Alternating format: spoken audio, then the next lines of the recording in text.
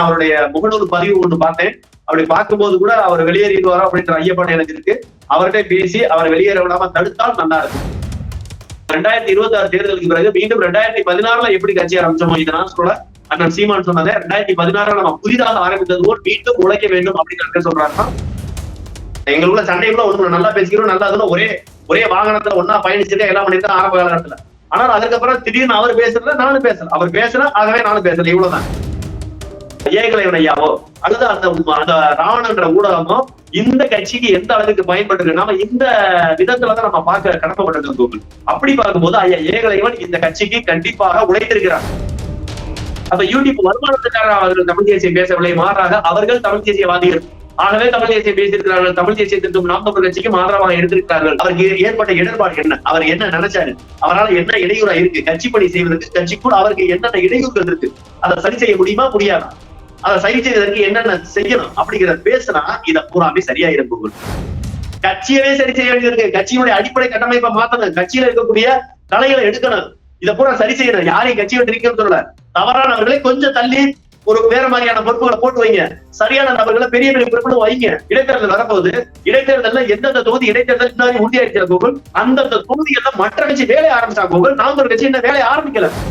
சீமானந்தமா வேற கட்சிக்கு போக போறாரு, சீமானந்தன் போட்டிக்கிற தொகுதியாச்சும் வேலையை ஆரம்பிச்சிருக்க வேணாம். இதை சொன்னா கட்சிக்கு எதிராக பேசுறேன் பாருங்க. நம்மளுக்கு எந்த அதிகாரமே இல்ல, நம்ம கட்சியில மாநில பொறுப்பாளர் என்ன அதிகாரம் ஒண்ணுமே இல்ல. இப்படி யூடியூப்ல தோட்டத்தறிக்கோ கத்தி நடுத்தர முட்டை சொல்லிட்டு கத்தியை சாக வேண்டியது. என்னுடைய கணிப்பு சரியா இருந்தா 11 தொகுதி இடைத்தேர்தல் வரும் கோகுல், 11 தொகுதியில் நம்ம ஜெயிக்கணும். இல்லையா ஒரு தொகுதியில சீமானனை ஜெயிச்சு உள்ள போகணும். சீமானனை ஒரு நாள் உள்ள போனா போதும்.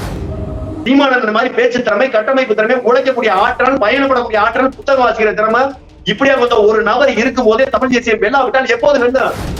நாம் தமிழர் கட்சி மாண்பு பாக்குற பேர்ல எல்லா பேரும் ரொம்ப வளைஞ்சு கொடுத்து போறாங்கன்னு எனக்கு தோணுது. என் கருத்து அதான். தனிப்பட்ட முறையில அண்ணன் பேசல, ரொம்ப நாளா ஆச்சு நான் பேசி, பல வருடங்கள் ஆச்சு அவர்கிட்ட நான் பேசிக்கிறது இல்ல. அவருடைய பதிவை பார்த்து எனக்கு சங்கடமா தான் இருந்துச்சு. நம்மளுக்குள்ள ஒரு உணவு இருக்கோ இல்லையோ, கட்சியில வந்து அவருடைய உழைப்பு நல்ல, அவரால் முடிஞ்ச அளவுக்கு ஒரு கடின உழைப்பு கொடுத்த நபர். அதுல இந்த 2026 காலகட்டங்கள தேர்தல் எல்லாம் பாத்தீங்கன்னாக்க எல்லா ஊர்களையும் போய் யூடியூப்ல போய் பேட்டிகள் எடுத்து அவர் பதிவு செஞ்சாரு. இந்த பக்கங்கள் வந்து பாத்தீங்கன்னா மேடைகளே போய் பேசினாரு. அதெல்லாம் வந்து அவருடைய உழைப்பு. இன்னும் நான் வந்து அவருடைய எப்பவுமே நான் என்ன நினைப்பேன், கட்சிக்குள்ள உழைக்கிறவங்களுக்கு எப்பவுமே ஒரு மரியாதை இருக்குன்னா, அதே நேரத்துல ஒருத்தவங்க இப்ப மனசாவத்துல வெளியேறாரு, முத்துப்பாண்டி வெளியேறாருன்னா, அவர் வெளியேறாரு, அவருக்கான காரணங்கள் என்னவோ அதை சரி செய்ய முடியுமா, இப்ப வேற இயக்கத்துக்கு எதுவும் போல. அது ஏற்கனவே பாத்தீங்கன்னா மருது மக்கள் இயக்கம் அப்படின்னு சொல்லிட்டு ஒரு இயக்கம் ஒண்ணு வச்சு அதன் மூலமா தான் இருந்தாங்க. அந்த இயக்கத்துல எத்தனை பேர் இருக்காங்க இல்ல அதெல்லாம் தாண்டி அதெல்லாம் விமர்சனத்துக்கு நம்ம வச்சுக்கிட்டு குறை சொல்றதுக்காக என்னை பேசுவாங்க. இப்ப ஏன் அதிகம் சொல்றேன்னா, அவர் ஒரு இயக்கவாதி, ஒரு இயக்கம் வச்சிருந்தாரு. அதுக்கு 1000 பேரா 1000 பேரா அதெல்லாம் எனக்கு தெரியாது. அவர் ஒரு இயக்கவாதியா இருந்தாரு, செயல்பட்டாரு. அதுல இருந்தே நாம் தமிழர் கட்சிக்கு வருவாரு.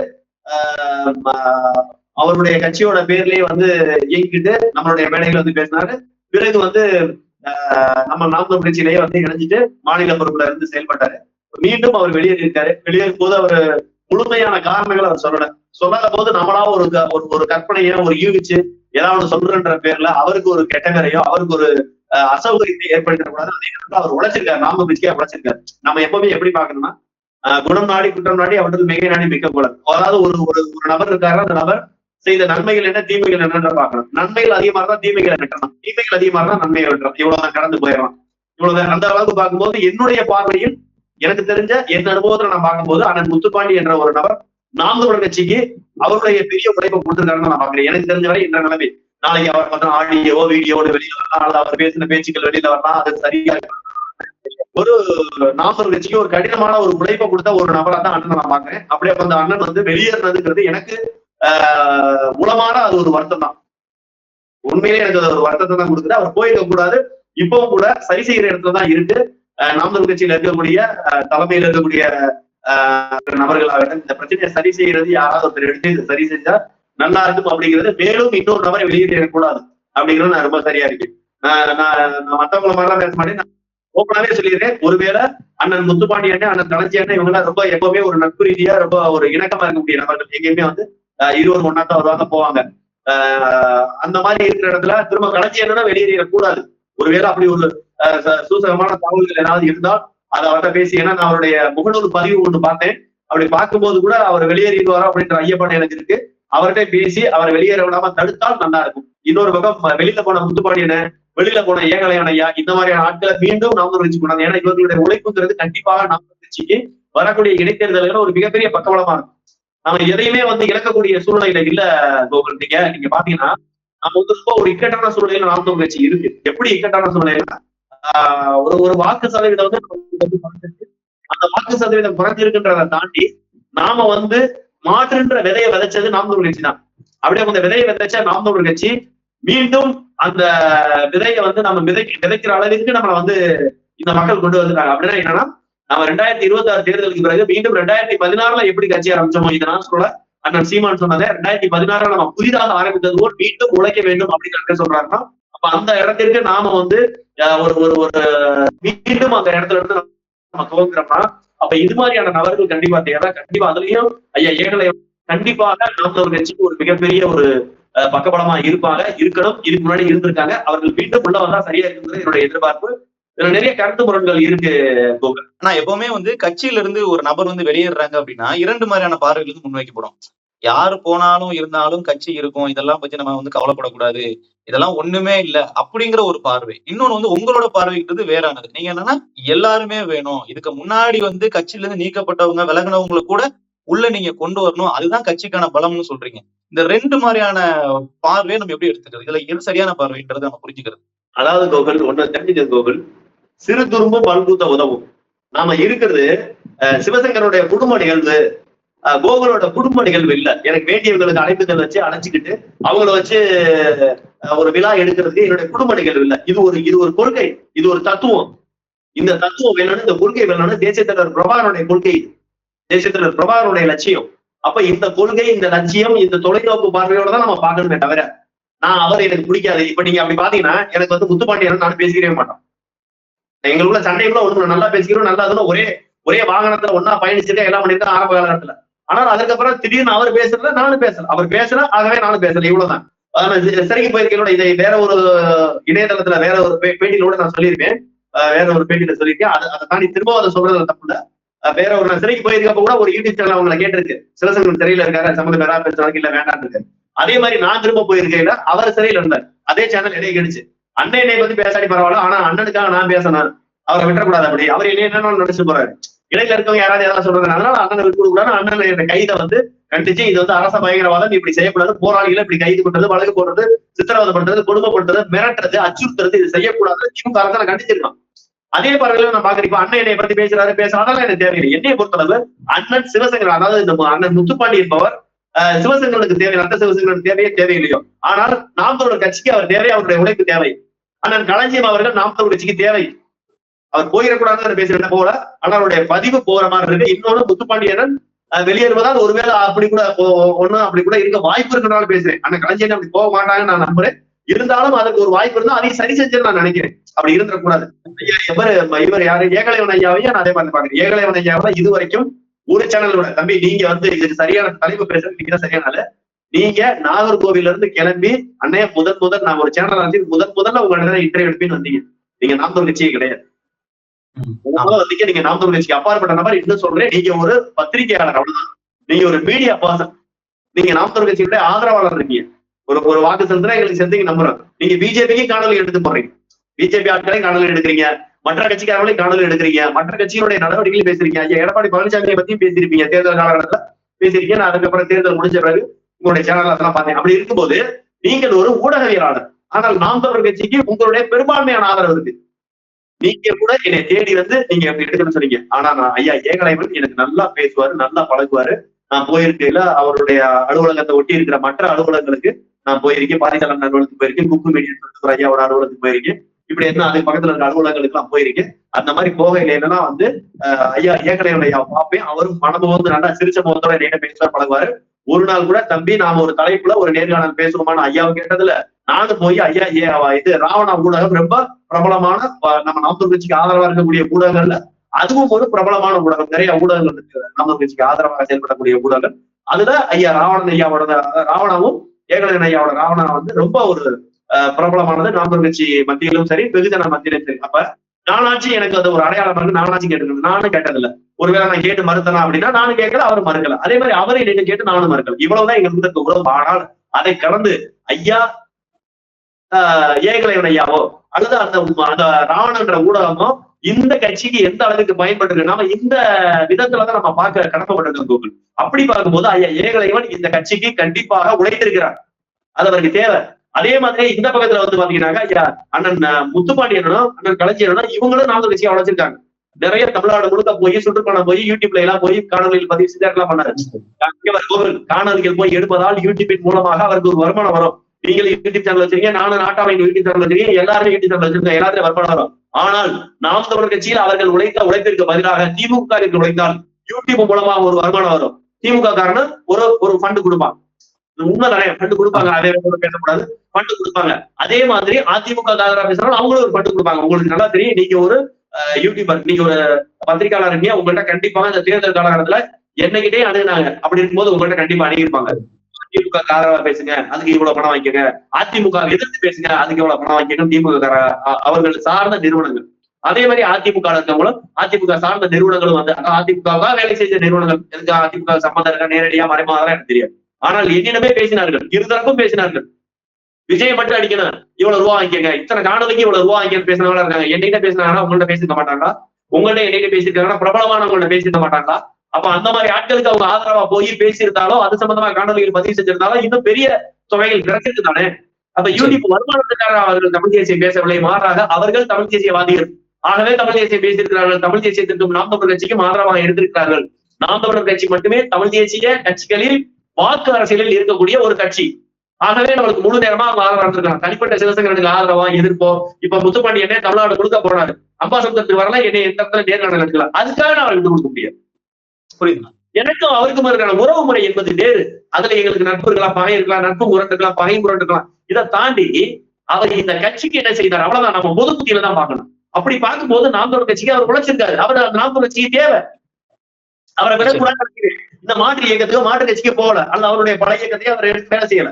அப்படின்னா என்ன அர்த்தம்னா அவர் ஒரு பிரீத்திங் பீரியட் எடுத்திருக்காரு. அந்த காலகட்டத்துல மீண்டும் அவரை சரி செய்யணும். அவருக்கு ஏற்பட்ட இடர்பாடு என்ன, அவர் என்ன நினைச்சாரு, அவரால் என்ன இடையூறா இருக்கு, கட்சி பணி செய்வதற்கு கட்சிக்குள் அவருக்கு என்னென்ன இடையூறுகள் இருக்கு, அதை சரி செய்ய முடியுமா முடியாதா, அதை சரி செய்வதற்கு என்னென்ன செய்யணும் அப்படிங்கிறத பேசினா இதை பூராமே சரியாயிருக்கும். இதை யாரு பேசுறாங்களோ அவர்கள் இந்த கட்சிக்கு நலன் பயப்பார்கள். நான் அதை பேசக்கூடிய இடத்துல இல்ல கோகுல். நிறைய பேர் நீங்க பேசலாம், நான் பேசக்கூடிய இடத்துல நான் ஏன் வருத்தத்தை சொல்றதுக்கு ஆள் இல்ல. புரியுதுங்களா? இப்ப இளவு வீட்டுல எங்க ஆத்தா போய் செத்து போயிட்டா நான் அழுகுறதுக்கு நேரம் இல்லாம எங்க ஆத்தா பணம் நினைச்சு அடுத்த வீட்டுல இளவுக்கு போய் நான் இங்க அழுதுட்டு இருக்கேன். புரியுதா? எங்க அப்பா அம்மா செத்து போயிட்டாரு, எங்க அப்பா அம்மா நினைச்சு அழுக நேரம் இல்ல. நான் இன்னொரு இளவு வீட்டுக்கு போயிருக்கேன், அங்கே உட்காந்து அவனை சொல்லி அழுதுட்டு இருக்கேன். செத்து போன பணம் பொம்பளை பணமா இருக்கு, நான் ஆம்பளை பணத்தை எங்க ஐயாவை நினைச்சு அழுதுட்டு இருக்கேன், எங்க அப்பாவை நினைச்சு அழுதுட்டு இருக்கேன். அந்த அளவுலதான் ஏழு கட்சியில இருக்கு. அப்ப நான் போய் சரி செய்யற இடத்துல இல்ல, நான் ஓப்பனாவே பேசுறேன். எப்போ நான் மறைச்சு பேசுறேன் கிடையாது. கட்சியவே சரி செய்ய வேண்டியது இருக்கு. கட்சியினுடைய அடிப்படை கட்டமைப்பை மாத்தணும், கட்சியில இருக்கக்கூடிய கலைகளை எடுக்கணும், இதை பூரா சரி செய்யணும். யாரையும் கட்சி விட்டு இருக்கணும்னு சொல்லல. தவறானவர்களை கொஞ்சம் தள்ளி ஒரு வேற மாதிரியான பொறுப்புகளை போட்டு வைங்க, சரியான நபர்களை பெரிய பெரிய பொறுப்புகளும் வைங்க. உங்களை ஏமாற்றாத நபர்களை வைங்க. சீமானனை சுத்தி ஏமாத்துற நபர்கள் தான் இருக்காங்க. சீமானனை ஏமாத்துறாங்க. கட்சியினுடைய மாவட்ட அளவுல என்ன நடக்குது, மாநில அளவுல என்ன நடக்குது, தொகுதி அளவுல என்ன நடக்குது, கிளை அளவுல என்ன நடக்குது, புரியுதுங்களா? இது வந்து எப்படின்னா கோகுல், கட்சிங்கிறது எப்பவுமே உயிர் போட வச்சுக்கிட்டு இருக்கா கட்சிக்காரருக்கு வேலை கொடுத்துக்கிட்டே இருக்கணும். தொகுதி வாரி ஆர்ப்பாட்ட போராட்டம், மாவட்ட வாரி ஆர்ப்பாட்ட போராட்டம், உறுப்பினர் சேர்க்கை முகாம், அந்தந்த பகுதியில் இருக்கக்கூடிய மக்கள் பிரச்சனைக்காக போறது, குரல் கொடுக்கிறது, மக்கள் பிரச்சனை சம்பந்தமாக மனுக்கள் தயார் செய்யறது, அந்த மனுக்களை கொண்டு போய் மக்கள்கிட்ட கையெழுத்து வாங்குறது, அந்த மனுக்களை பூரா ஒவ்வொரு வாரம் திங்கட்கிழமையும் மாவட்ட ஆட்சியர் அலுவலகத்தில் நடக்கக்கூடிய மக்கள் குறைதீர்ப்பு நாள், மனுநீதி நாள்ல போய் மனு கொடுக்கணும். மாதத்தின் முதல் நாள்ல, மாதத்தின் முதல் திங்கட்கிழமை, மாதத்தில் வரக்கூடிய முதல் திங்கட்கிழமை, முதல் வாரத்தில் வரக்கூடிய முதல் திங்கட்கிழமைக்கு மாவட்ட ஆட்சியர் நேரடியா மனு வாங்குவார். ஒவ்வொரு வட்டாட்சியரும் நேரடியா வந்துருவாங்க. அதற்கு பிறகு வரக்கூடிய வாரங்கள்ல இருக்கக்கூடிய திங்கட்கிழமைகள் அவங்களுடைய பிரதிநிதிகளை அனுப்புவாங்க. அப்ப நம்ம வாரம் போகணும். அந்த மக்களுடைய பிரச்சனைகளை பூராத்தையுமே மக்கள்கிட்ட போய் குறைகளை கேட்கணும். தொகுதி வாரியா, கிராம வாரியா, கிளைகள் வாரியா இருக்க பிரச்சனைகளை மனுவா எழுதணும். நாம் ஒரு கட்சி இந்த மனுவை எழுதியிருக்கு, இந்த மனுவை சம்மதிக்கிறவங்க கையெழுத்து போடணும், மக்கள்கிட்ட கைட் பண்ணணும். அப்ப அந்த மக்களுக்கு தெரியும், ஓ இப்படி ஒரு கட்சி இருக்கு, இப்படி ஒரு கட்சி இந்த பிரச்சனைகளுக்கு குரல் கொடுக்குது, இந்த குரல்களை மனுவா எழுதிட்டு வருது, அந்த மனுக்களுக்கு நம்ம கையெழுத்து போறோம். இந்த கட்சி இந்த மக்களுக்காக இந்த பிரச்சனைக்காக பேசுறது அவங்களுக்கு தெரியும். அப்ப அந்த மனுக்களை பூரா வாங்க போற கட்சிக்காரனுக்கு ஒரு கிளை கட்டமைப்பு, ஊராட்சி கட்டமைப்புல இருக்க பொறுப்பாளர்களுக்கு நம்ம கட்சி சார்பா கட்சி வேலை பாக்குறன்ற ஒரு ஐடென்டிபிகேஷன் இருக்கும். அப்ப மாட்டு கட்சிக்காரன் அவனை வந்து ஏன் கட்சிக்கு வா அப்படின்னு கூப்பிடுறதுக்கான வாய்ப்புகள் குறை. ஏன்னா அவன் கட்சியில தீவிரமா வேலை பாக்குறான், அதை கூப்பிடுறது முறையிலேன்னு நாகரீகமானவர்கள் கடந்து போயிடுவாங்க. ஒரு சிலர் இவன் நல்லா வேலை பார்க்க வாழானோட கூப்பிடுவாங்க. அப்ப என்ன இல்ல, நான் இந்த நாம் தமிழர் கட்சிக்கானவன், நான் சீமானுக்கு நடந்து நிப்பீங்கன்னா அவன் உறுத்தா நிப்பேன். புரியுதா கோகுல்? அப்ப நான் என்ன சொல்ல வரேன், கட்சிக்காரனுக்கு கட்சி வேலைகளை நம்ம கட்டளை கட்சி பணிகளை சுழற்சி முறையில கொடுக்கணும். பெரிய அளவுல மாநாடு மட்டும் நடத்தி அந்த மாநாடு இப்படிதான் வந்துட்டு வந்திருக்காங்க. அது எப்படின்னா அவங்களை கூர்மைப்படுத்துவதற்கு பட்டை தீட்டுவதற்கு சரியா இருக்கும். ஆனால் சின்ன சின்ன அவரவர் கிராமத்துல, அவரவர் ஊராட்சியில, அவரவர் ஒன்றியத்துல, அவரவர் தொகுதியில, அவரவர் பேரூர் கழகம், நகராட்சி, மாநகராட்சி, இந்த பகுதியில, வார்டு பகுதியில இருக்கக்கூடிய பிரச்சனைகளை பேசணும் கோகுல். அந்த மனுக்களை தயாரித்து போகும்போது மக்களுக்கும் கட்சிக்காரங்களுக்குமான உறவு நீடிக்கும். அப்ப அந்த கட்சிக்காரனுக்கு வேலை கொடுக்கும் போது மாவட்ட அளவுல, மாநில அளவுல அந்த பொறுப்பாளர்கள், கிளை, ஊராட்சி, வட்டம், மாவட்டம் இப்படி எல்லாம் கொடுக்கும் போது அந்த கட்சிக்காரனுக்கு சுழற்சி முறையில சந்திப்பு நடந்துகிட்டே இருக்கும். இந்த மாசம் எந்தெந்த தொகுதியில, எந்தெந்த வட்டாரத்துல, எந்தெந்த ஊராட்சியில இருந்து பிரச்சனைகள் வந்திருக்கு, எந்தெந்த மனுக்கள் வந்திருக்கு, வாங்க இந்த மனுக்களை எல்லாம் திங்கட்கிழமை போவோம், மாவட்ட பொறுப்பாளர் நாங்க வர்றோம், மாநில பொறுப்பாளர் வர்றோம், ஒன்னா சேர்ந்து போய் மனு கொடுப்போம், பத்திரிகையாளர் சந்திப்பை நடத்துவோம். அப்ப புரியுதா உங்கள் இந்த கட்சி உயிர்ப்போட இருக்கிறது களப்பணி இருக்கணும்னா இந்த களப்பணிகளை கீழ்மட்டத்துல இருந்து செஞ்சுக்கிட்டே இருக்கணும். அவங்க பூராத்துக்கு அந்த களப்பணிகளை பூராமே பிரிச்சு கொடுத்து அந்த வேலை வாங்கிக்கிட்டே இருக்கணும். நான் திரும்ப சொல்றேன், ஒரு ஆர்ப்பாட்டம் நடக்குதுன்னா அந்த ஆர்ப்பாட்டம்ங்கிறது அந்த களப்பணிகளுடைய அடுத்த கட்டம். ஒரு மாநாடு நடக்குதுன்னா அந்த களப்பணிகளுடைய உச்சகட்டம். நான் சொல்ல வருது அடிப்படை கட்டமைப்பு எங்க இருக்கு? கிளையில ஒரு 10 பேர் ஒன்னா சேர்ந்து ஒரு வேலையை பார்க்கணுமே, அவங்களுக்கு ஒரு உறுப்பினர் சேர்க்கைக்கான முகாமை ஏற்படுத்தணுமே. இதுதான் கோகுல் கட்டமைப்பு. இதை செய்யறதே இல்ல. தேர்தல் தோல்வி எவ்வளவு நாள் தேர்தல் தோல்வியை பேசுவீங்க? இந்த தேர்தலை தோத்துட்டோம், இடைத்தேர்தல் வரப்போகுது. இடைத்தேர்தல்ல எந்தெந்த தொகுதி இடைத்தேர்தல் முன்னாடி உறுதியாயிருச்சா கோகுல்? அந்தந்த தொகுதியெல்லாம் மற்ற கட்சி வேலையை ஆரம்பிச்சா கோகுல். நாம் ஒரு கட்சி இன்னும் வேலையை ஆரம்பிக்கல. எனக்கு தெரிஞ்ச வரையும் ஒருவேளை சின்ன சின்ன கிளைகளை வேலை பார்க்கலாம், உழைக்கிறவங்களை குறை சொல்லக்கூடாது, பெரும்பான்மையை தெரியலைங்கிறேன். இப்ப நானே அம்பாசந்தர் தொகுதியில வேலை பார்த்தேன்.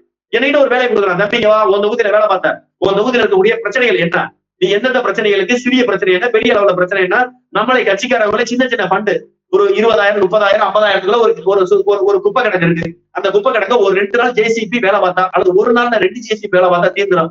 ஒரு நாளைக்கு ஜேசிபி வாடகை 1 மணி நேரத்துக்கு 1100, 1200, 6 மணி நேரத்துல இருந்து 8 மணி நேரம் பாக்குறாங்க. ஒரு ஜேசிபி 10,000 இருந்து 12,000. அப்ப 2 ஜேசிபிக்கு 20,000 இருந்து 24,000, 25,000 வைங்க. 25,000 ஒரு குப்பை கிடங்கு சரி செய்ய முடியும்னா நாம போய் முன்னோடியா சரி செய்யணும். அப்ப என்னிட்ட என்ன செய்யலாம், தம்பி அம்பாசமுத்திரத்துல வேட்பாளர் சீமானே அடுத்து போட்டியிட விரும்புறாரு. அப்ப இதுக்கு முன்னாடி போட்டியிட்ட சிவசங்கரன் வாங்க, அந்த தொகுதியில என்னென்ன பிரச்சனைகள் இருந்துச்சு, பிரச்சனைகளை எதை நம்மளே சரி செய்ய முடியும், நம்மளா ஒரு யூனிட்டியா போய், நம்ம ஒரு குழுவா போய் அந்த பிரச்சனைகளை நாமளே தூய்மைப்படி செய்ய முடியுமா, அதை முன்னெடுங்க. அது மாதிரியான பிரச்சனைகள் என்னென்ன இருக்கு, எது நம்ம மாவட்ட ஆட்சியர்கிட்ட மனு கொடுத்து நீக்க முடியும், என்னென்ன பிரச்சனைகளை சட்டசபையில பேசணும், என்னென்ன பிரச்சனைகளுக்கு பாராளுமன்ற நிதியை பயன்படுத்தலாம், எந்தெந்த பிரச்சனைகளுக்கு சட்டசபை நிதியை, சட்டமன்ற உறுப்பினருடைய நிதியை பயன்படுத்தலாம். இப்படி எல்லாம் பேசி ஒரு கலந்தாய்வை போட்டு அந்த கலந்தாய்வு மூலமா ஒரு தீர்வை ஏற்படுத்தி பிரச்சனைகளை வழிவகை செஞ்சு வகைப்படுத்தி அந்த வகைகளுக்கு தகுந்த மாதிரி பிரச்சனைகளை தீர்ப்பதற்கான வழிவகைகளை ஏற்பாடு செஞ்சு இந்நேரம் களப்பணி ஆரம்பிச்சிருக்கிறது கோவில். எங்களை விட்டா வேற கட்சிக்கு போயிருவான், சீமானந்தமா வேற கட்சிக்கு போக போறாரு, சீமானந்தன் போட்டிக்கிற தொகுதியாச்சும் வேலையை ஆரம்பிச்சிருக்க வேணாம் நேரம். இதை சொன்னா கட்சிக்கு எதிராக பேசுறேன் பாருங்க. என்னதே கோகுல் பண்றது? எப்ப வேலையை ஆரம்பிக்கிறது, எப்ப பேசுறது, எப்ப அதாவது நான் என்ன சொல்றேன், செயலை இறங்கிறது கோகுல். எப்படி இருந்தாலும் இடைத்தேர்தல் உறுதி தானே, இனிமேல் அதுல மாற்றம் இல்லை. நாளைக்கு எதிர்த்தா நம்மளுக்கு 30 நாள் தானே வேலை இருக்கும். தேர்தல் அறிவிச்சதுக்கு அப்புறம் கடைசி 15 நாள் போன கிராமம் எது, போகாத கிராமம் எதுன்னு அவதியா ஓடுறது. இப்ப இருந்து வேலையை ஆரம்பிச்சிடறாங்க. இப்ப என்ன பேச போறோமோ அதான் இடைத்தேர்தல பேச போறோம். இப்ப காணொலிகளை என்ன பேசுறோமோ அதான் இடைத்தேர்தல பேச போறோம். இன்னைக்கு இருக்கிற பிரச்சனைகள் வரையும் நம்ம பேசுவோம். ஆளுங்கட்சி வந்திருக்கு, இதுல இருக்கக்கூடிய நிறைகள் என்ன, குறைகள் என்ன, எதை சரி செய்யணும், எதுக்கு கால அவகாசம் கொடுக்கணும். பாலியல் வன்கொடுமைக்கு கால அவகாசம் கொடுக்க முடியாது. ஆனால் இங்க இருக்கக்கூடிய ஊழல் ஒழிக்கிறதுக்கு, லஞ்சத்தை ஒழிக்கிறதுக்கு, கட்டமைப்புகளை மறுவடிவம் செய்யறதுக்கு, ஏற்கனவே நடந்த ஊழலை கண்டுபிடிக்கிறதுக்கு, நடைமுறைகளை, டெண்டர் நடைமுறைகளை மாத்துறதுக்கு, வேற அந்த மாதிரியானது காலவாசம் கொடுக்கலாம். அதுக்குன்னு நம்ம காவல் நிலையத்தில் இருக்கக்கூடிய பிரச்சனையை தீர்க்கிறதுக்கு காலவாசம் கொடுக்கணும்னு சொன்னா பாலியல் வன்கொடுமையில பாதிக்கப்பட்ட பெண்கள் எங்க போவாங்க? அப்ப நாம அவசர காலகட்டத்துல தயார் செய்ய வேண்டியதை இந்த அரசாங்கம் செய்யலைன்னா அதை நம்ம நெறிப்படுத்துறதுக்கு ஆலோசனைகளை சொல்லுவோம். அந்த ஆலோசனைகளை அவங்க ஏற்க மருந்து மீட்டு தவற வச்சா வன்மையை கண்டிப்போம். அதுக்கு ஆர்ப்பாட்டம் போறதை முன்னெடுப்போம். ஒருவேளை அவர்கள் நல்லது செய்தார், இப்போ வருவாய்த்துறை இந்த மாதிரியான துறைகளை நானே கண்கூட பாக்குறேன், ஊழல் செய்வதற்கும் லஞ்சம் வாங்குவதற்கும் அதிகாரிகள் பயப்படுறாங்க. இதை வேற ஒரு பேட்டில தெளிவா சொல்லிட்டு அதனால ஒரு மேலோட்டமா சொல்றேன், லஞ்சம் வாங்க இன்றைய தேதியில் பயப்படுறாங்க அரசு அதிகாரிகள். இதெல்லாம் வருவாய்த்துறையில. இதே மாதிரி பத்திரப்பதிவு துறையிலே வரணும். பத்திரப்பதிவு துறையில இன்னும் வரையும் ஊழல் மாறல, இன்னும் வரையும் காவல்துறையில இருக்கக்கூடிய ஊழல் மாறல. அப்ப இந்த மாதிரியான துறைகள் மாறணும். இன்னமும் பிளாக்ல சரக்கு விற்கிறேன், இன்னமும் பிளாக்ல கஞ்சா விற்கிறேன், முழுக்க கஞ்சா விற்கிறேன், பிளாக்ல சரக்கு விற்கிறேன், ஒவ்வொரு ஊராட்சியிலும் பிளாக்ல சரக்கு விற்கிறேன். உங்க கட்சிக்காரவங்களே அந்த வேலையில செய்யறாங்கன்ற தகவல் வருது. அதற்கான ஆதாரங்களை உங்க கட்சிக்காரவங்களே அதுக்குள்ளே 2 குழுவா இருப்பாங்க, அவங்களே எடுத்து அனுப்பிடுறாங்க தலைமைக்கு. அப்ப நான் என்ன சொல்ல வரேன் கோகுல், இருக்கிற பிரச்சனையை இதெல்லாமே வந்து நாம் தமிழர் கட்சி கையில் எடுத்து அரசியல் பண்றதுக்கு ரொம்ப வேகமா பண்ணணும்னு சொல்லி சொல்லுவாங்க. பிளாக்ல சரக்கு நான் பேசுறேன். இப்ப என்கிட்ட நத்தத்திலேயே திண்டுக்கல் மாவட்டத்துல என் கையில அதிகாரம் என்ன செய்வேன், கட்சிக்காரங்களை போராட்டம் கூப்பிடுவேன். ஒரு 50 பேர் கொடியோட மொத்தமா போறோம். பிளாக்ல சரக்கு வைக்கிற இடத்த முற்றுகையிடுறோம். இந்த இடத்துல பிளாக்ல சரக்கு வைக்கிற 100 பாட்டில் இருக்கு. காவல்துறை வா, பத்திரிகையாளர் வா, இங்க பாரு 100 இடத்துல 100 பாட்டிலோட வச்சு பிளாக்ல சரக்கு விற்கிறேன். இதை கேள்வி கேளு. லாட்டரி டிக்கெட் விற்கிறடா, நம்ம கட்சிக்காரங்க 100 பேர் மொத்தமா போ, கொடியோட போ. லாட்டரி டிக்கெட் விற்கிறவனோட எழுதுனதோட பேப்பர்களோட அப்படியே முடக்கு. கலர் கலரா பிரிண்ட் அவுட் எடுத்து வச்சிருக்கிறேன் கோகுல். வெறுமன பேப்பர்ல எழுதி வைக்கிறதோ வாட்ஸ்அப் குரூப்ல அனுப்புறோம். ஒரு லாட்டரி டிக்கெட் விற்பனையாளர் 300 இருந்து 500 வாட்ஸ்அப் குரூப் வச்சிருக்கேன். ஆன்லைன் லாட்டரி இருக்காங்க, உட்காந்து எழுதி கொடுக்குறேன், ஆன்லைன்ல டைப் பண்ணி அனுப்புறேன். அப்ப இதெல்லாம் கையும் களவா முடிச்சு நிரூபிக்கிற வாய்ப்பு இருக்குங்களா? எங்க கையில அதிகாரம் இல்லையே. நத்தத்துல போய் நான் ஒரு போராட்டத்தை எடுத்துனா நத்தத்துல இருக்க எங்களை கேட்காம போராட்டத்தை சிவசங்கரன் முன்னெடுத்து விட்டா குழு அரசியல் செய்யறாங்க. திண்டுக்கல் மாவட்டத்துல ஒரு போராட்டத்தை போய் பண்ணலாம்னா அங்க இருக்கவங்க ஒண்ணு சேர்ந்துட்டு சிவசங்கரன் எங்க மாவட்டத்தில் தலைவரா இருப்பாங்க. நம்மளுக்கு எந்த அதிகாரமே இல்லை. நம்ம கட்சியில மாநில பொறுப்பாளர் என்ன அதிகாரம் ஒண்ணுமே இல்லை. இப்படி யூடியூப்ல தோட்ட தெரியுமா கத்தி கத்தி நடுத்தரவுல முக்த சொல்லிட்டு கத்தியை சாக வேண்டியது. வேலை பாக்குறவனா பார்க்க விட மாட்டாங்க. பாக்குற கையில பாக்குறதுக்கான அதிகாரமும் இதோ இருக்காது. வேலை செஞ்சவங்க உடனே அது ஒரு குறை சொல்லுவாங்க, அந்த குறைக்கு நடவடிக்கை எடுப்பாங்க. எனக்கு நான் ஒரு முடிவுக்கு வந்துட்டீங்க. ஒண்ணு இந்த கட்சியில இருக்க பூரா அயோக்கிய பல பூரா அடிச்சு விரட்டணும். அடிச்சு விரட்டி ஓரம் கட்டி உட்கார அவனை கட்சி விட்டு விரட்டக்கூடாது. அவனுக்கு தமிழ் தேசியமே முடிச்சிருக்கு. ஆனா அவனுக்குள்ள ஒரு குரங்கு புத்தி இருக்கு, புரியுது? அதனால அவனுக்கு வேற பொறுப்பு கொடுத்து அவனை உட்கார வச்சு கட்டமைக்கக்கூடிய நபர்கள் கையில் அந்த பொறுப்புகள் போகணும். அம்பாசமுத்திர தேர்தலை எதை உழைச்சான்னு எனக்கு தான் தெரியும். என் கூட 2 உழைச்ச என் காணொலியை பார்த்தா தெரியும், என் கூட 2 தெரியும். வேறு போட்டோ அரசியல் செஞ்சவனு ஒரு நாள் வருவேன் 2 போட்டோ எடுத்து போன அயோக்கியன்னு இருக்கேன்.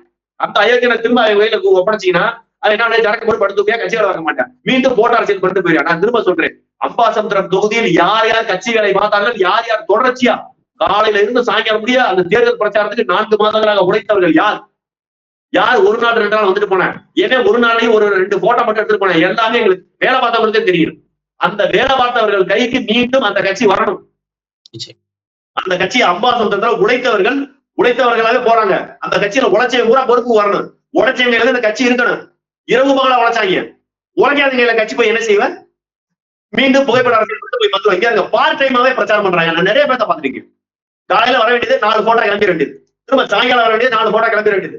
இப்ப என்னங்க பேஸ்புக் வாட்ஸ்அப் எல்லாம் போட்டோட புரட்சி வாழ்த்துக்கள் புரட்சி வணக்கங்கள். அங்கே ஒரு இந்த இணையதள போராளிகள் இருப்பாங்க, அவங்க ஊராமே பாராட்டிட்டு போயிருவாங்க. இவர்களை ஒண்ணு இல்லாம ஆகிட்டு உழைச்ச வேண்டாம், இரவு பாலா உழைச்ச வேண்டாம், மழைன்னு பார்க்காம வெயில்னு பார்க்காம சாப்பிடாம கூட உழைச்ச வேணும். அந்தந்த தொகுதி வேட்பாளர்களுக்கு அவன் சொல்லி அவன் எனக்கு உழைச்சான். அதே மாவட்ட செயலாளர் மாநில பொறுப்பாளர் எந்த மயிலாண்டியா வேணாலும் இருக்கட்டும், உழைச்ச யாருன்னு வேட்பாளர்களுக்கு வேட்பாளர் சொல்லுவேன். அந்த வேட்பாளர் சொல்றவனை பார்த்து நான் மட்டும் இல்ல எல்லா தொகுதியிலும் இந்த பிரச்சனை இருக்கு. நாம் தமிழர் கட்சியில நத்தம் தொகுதியிலையோ அம்பாசமுத்திரம் தொகுதியில மட்டும் இந்த பிரச்சனை சொல்றாங்க. தமிழ்நாடு முழுக்க இருக்கு. வேட்பாளர் போன தேர்தல் ஆச்சு, வேட்பாளர் பேசி கலந்தாய் போட்டு அதெல்லாம் பேசணும். இந்த தேர்தல் அந்த வாய்ப்பும் இல்ல. எப்ப அதை சரி செய்ய போறோம்? இடைத்தேர்தல் வந்துருச்சு. என்னுடைய கணிப்பு சரியா இருந்தா 11 தொகுதி இடைத்தேர்தல் வரும் கோகுல். 11 தொகுதியில நம்ம ஜெயிக்கணும். இல்லையா ஒரு தொகுதியில சீமானோட ஜெயிச்சு உள்ள போகணும். சீமான ஒரு நாள் உள்ள போனா போதும். நாம் தமிழர் கட்சியோட கொள்கை என்ன, சித்தாந்தம் என்ன? நான் இவ்வளவு தூரம் பேசுறேன் கோகுல். காரணம் என்ன நினைக்கிறீங்க? சீமானுடைய உழைப்பு. சீமான் எவ்வளவு உழைச்சாரு? ஒரு சட்டை நாச்சு வேர்வை இல்லாம ஒரு சட்டை போட்டுட்டு தேர்தல் பிரச்சாரம் முடிச்சு கரண்டி இருப்பாரா? ஒவ்வொரு சட்டையும் வேர்வையில நனைஞ்சிச்சுங்க. அவருடைய ரத்த வேர்வையா வந்துச்சுங்க. உழைச்சாருங்க, இரவுபால உழைச்சாருங்க. ஒரு சீமான் இந்த கட்சிக்கு பார்த்தா 234 தொகுதியிலையும் அண்ணன் சீமான் எப்படி உழைத்தாரோ அதே மாதிரி உழைக்கக்கூடிய 234 சீமானை உருவாக்கணும். அப்பதான் இந்த கட்சி ஜெயிக்கணும். இல்ல கூட சீமான் சுத்தி இருக்க கூட ஏமாத்தி அண்ணன் ஜெயிச்சோடனே நம்ம தான் அப்படி ஜெயிக்கிறேன் இப்படி ஜெயிக்கிறது ஏமாத்தி கடைசியில் அவர் தேர்வோடு விட்டு கண்ணீர் வர வச்சு இந்த சீமானந்த இருக்கும் போதே தமிழ் ஜெயிக்காது. எப்பங்க தமிழ் ஜெயிக்கும்? சீமானந்த மாதிரி பேச்சு திறமை, கட்டமைப்பு திறமை, உழைக்கக்கூடிய ஆற்றல், பயணப்படக்கூடிய ஆற்றல், புத்தகம் வாசிக்கிற திறமை, இப்படியா ஒரு நபர் இருக்கும் போதே தமிழ் தேசியம் வெல்லாவிட்டால் எப்போது வெல்லும்? நாம் தமிழ் கட்சி சீமானந்தன் இருக்கும் போதே தமிழ் தேசியம் அரியணையில் ஏற வேண்டும். அப்படி இல்லாட்டி இதுக்கான சாத்தியமே கிடையாது என்னை பொறுத்தளவு. அடுத்த ஒரு 50 ஆண்டுகளுக்கு சீமானனுக்கு பக்கத்துல இருந்து அவரை ஏமாத்திக்கிட்டு உதயநிதியோட போய் கொஞ்சம் விடுறது, கொலா வர்றது, ஸ்டாலினோட பேச விடுறது, கொஞ்சம் விடுறது, திமுகவுக்கு சொம்படிக்கிறது. ஏங்க தாவேகாவோட திமுக நல்லவனாங்க? தாவேகாவோட அதிமுக நல்லவங்களா? தமிழக வெற்றி கழகத்தோட பிஜேபி காங்கிரஸ் நல்ல கட்சியா? நான் கேட்கிறேன். வைகோ அவ்வளவு விஜயனோட வைகோ மிக மிக புனிதமானவரா? அவ்வளவு நல்லவரா? இல்ல நான் தெரியுங்கிறேன். திருமாவளவன், இந்திய கம்யூனிஸ்ட், மார்க்சிஸ்ட் கம்யூனிஸ்ட் இவர்கள்லாம் மிக அவ்வளவு நல்லவர்கள். தமிழக வெற்றி கழகத்தோட தமிழக வெற்றி கழகத்தோட 100 மடங்கு அயோக்கியம் கொலகாரன் கொள்ளக்காரன் காங்கிரஸ் கட்சிக்காரன். அவனை விட மோசமான பிஜேபி. இந்த பிஜேபியோட மோசமான திமுக. இவர்களை எல்லாம் ஒழிக்காம எப்ப பண்ணுவீங்க? நாம் தமிழர் கட்சி மாண்பு பாக்குறன்ற பேர்ல எல்லா பேரும் ரொம்ப வளைஞ்சு கொடுத்து போறாங்கன்னு எனக்கு தோணுது. என் கருத்து அதான். ஐயா ராவணன் வலைவெளியில எப்படி பேசின அதே கருத்து எனக்கு புரியுது. ஆனா பொதுவெளியில பேசக்கூடாது கடந்து போறோம். ஒரு சில இடங்கள்ல வேற வழியே இல்லாம பொதுவெளியில பேசினாச்சு இதுக்கு ஒரு தீர்வு ஏற்படுமான்னு பாக்குற கூகுள். வேற வழி இல்ல கூகுள். அதனால இதுக்கான ஒரு தீர்வா ஏற்படுறது நாம் தமிழர் கட்சியில இருந்து இனிமேல் ஒருத்தர் கூட கட்சியை விட்டு வெளியேறக்கூடாது. கட்சிக்குள்ள தவறு செய்யக்கூடிய நபர்களை கூட கட்சியை விட்டு நீக்க கூடாதுன்னு நான் சொல்றேன். யாரையும் கட்சியை விட்டு நீக்க வேணாம். அவர்களுடைய பொறுப்பை கொடுங்க. நீ நல்லா வேலை வாரியா, அதுக்கப்புறம் வாயா. குழு அரசியல் செய்யறவன், குடிகாரன், கொள்ளக்காரன், அயோக்கிய பயில அப்புறம் ஓரம் கட்டி வைங்க. குடிகாரன் கட்சி விட்டு நீக்க தப்பே இல்லை. எவன் ஒருத்தன் கட்சியினுடைய கொள்கைக்கு பொருளா இருக்கான்னு அவன் நீக்கிற தப்பு இல்லை. ஆனால் கட்சியுடைய கொள்கையில உள்கட்சி பூசல், குழு அரசியல் செய்யற இவனைனா அவனை கூப்பிட்டு அவனுக்கு பான் பண்ணி ஓரமா உட்கார வச்சுட்டு நல்ல வேலையை கொடுத்தோம்னா வேலை நடக்கும். இல்லைன்னா நம்ம மாதிரி கத்திக்கிட்டு சீமானனை ஏமாத்தி, சீமானுடைய உழைப்பை வீணடிச்சு, சீமானனை கண்ணீர் வர வச்சு, சீமானனை ஏமாத்தி, தமிழ் தேசியத்தை ஏமாத்தி, தமிழ் தேசியத்தை வெள்ள விடாம பண்றதுக்கான வேலைகளை ஒரு சிலர் பாக்குறாங்க. அவர்கள் அனைவரும், நான் திரும்ப திரும்ப சொல்றேன், இவர்கள் அனைவரும் சீமானனை சுத்தி மட்டுமே இருக்கான். இந்த கட்சியை உருப்பட விடாம பண்றது எங்கேயும் இல்ல. சீமானனை சுத்தி மட்டுமே இருக்கான். அவனுக்குன்னு ஒவ்வொரு ஊரையும் கிளை வச்சிருக்கான். இவனையும் இந்த கிளைகளை பீச போயிட்டோம்னா வேலை அதாடி தான. நிச்சயமா உங்களுடைய பொருள் கொஞ்ச நாள் பொறுமையா பேசிட்டே இருப்பேன். ஊர்கள் நடவடிக்கை இல்லாட்டி வேற வழி இல்ல. யார் யார் எந்தெந்த மாவட்டம் எதனை குழு அரசியல் செய்யறேன், எதனை நாம் தமிழர் கட்சிக்குள்ள இருந்துட்டு திமுகவில் அண்டர் கிரவுண்ட் டீலிங்ல இருக்க, எதனை நாம் தமிழர் கட்சிக்குள்ள இருந்துகிட்டே அதிமுக அண்டர் கிரவுண்ட் டீலிங்ல இருக்க, எல்லாத்தையும் பெட்ட வெளிச்சத்துல பேரோட பொறுப்போட சொல்லிட்டு நான் இருப்பேன். அதுக்கப்புறம் என்னை வச்சிருக்க மாட்டாங்க, எப்படி நீக்கி விட்டுருவாங்க. அதுக்கு தயார். புரியுதுண்ணா. நீங்க இப்ப இவெல்லாம் சொன்ன விஷயமே உங்களுடைய குரலே ஒரு தீர்வை கொண்டு வந்து சேர்க்கும்னு நம்புவோம். நேர்காணல் கொடுத்தமைக்கு மிக்க நன்றிண்ணா. நன்றி கோகுல். வணக்கம்.